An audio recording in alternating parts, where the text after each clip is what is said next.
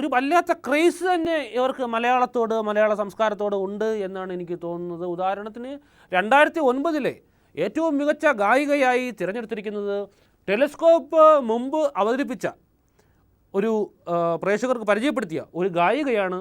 കേരളത്തിലെ വാനമ്പാടി എന്ന പദവി കൊടുത്താണ് സംസ്ഥാനം ആ ഗായികയെ ബഹുമാനിച്ചത് എന്നത് ഈ തരുണത്തിൽ ശ്രദ്ധേയമാണ്.